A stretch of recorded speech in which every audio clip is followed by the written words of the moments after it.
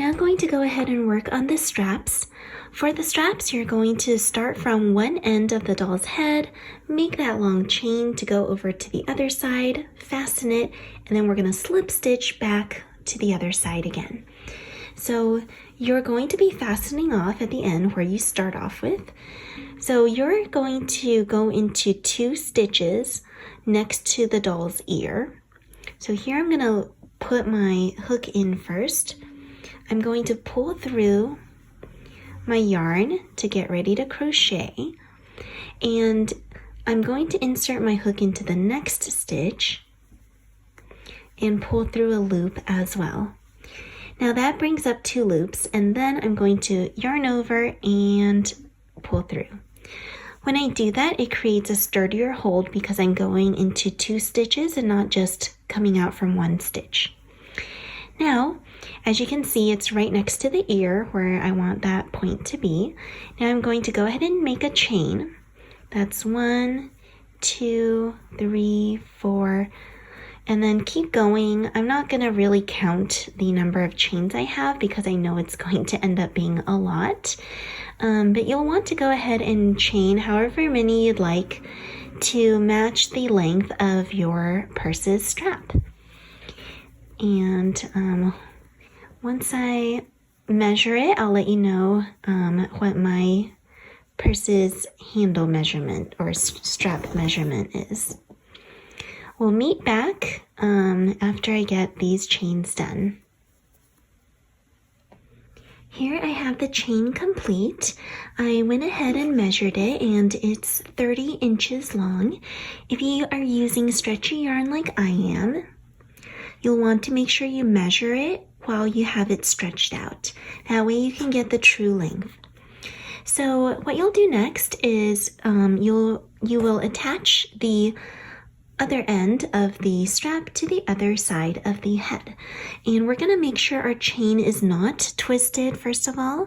So I'm going to go ahead and just go along and make sure I untwist any twists in here. What a tongue twister, huh? All right. There we go. All right.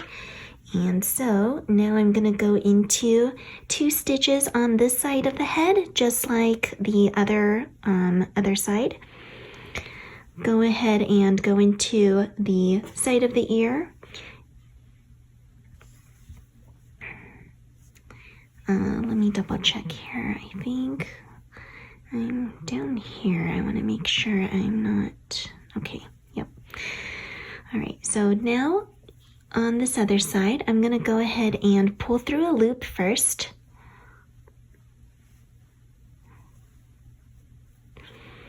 And then go into the next stitch and also pull up a loop. Now you're going to yarn over and pull through all 3 of these loops. And then you're going to turn your piece, and we're going to start working back along the chain back to the other side of the strap.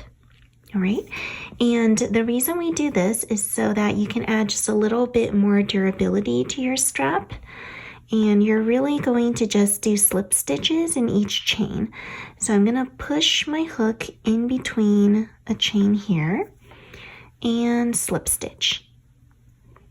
Go into the next chain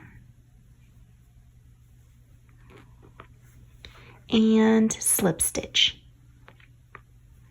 And I'm going to keep working along.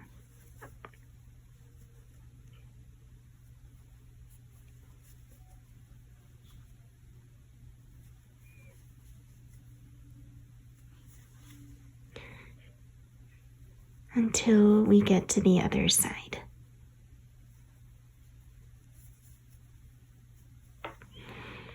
All right, so we'll meet back when we make it to the other side. Remember to slip stitch in each chain around. All right, so here I've gone and slip stitched all the way across my chain. I am back to the starting point where I first attached yarn. What you'll do here at the end is simply insert your hook into one of the stitches you came out of and just slip stitch. pulling through and then fastening off.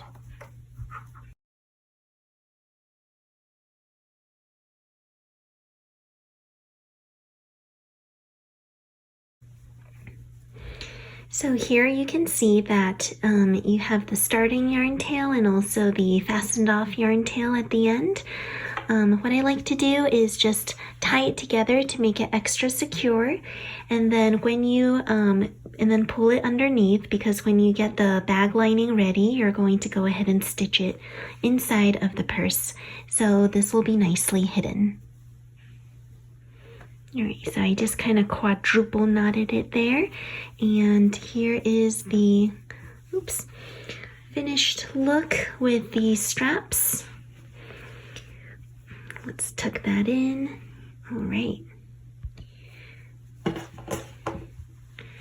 So as you can see, the strap is now on nice and secure to both sides of the purse.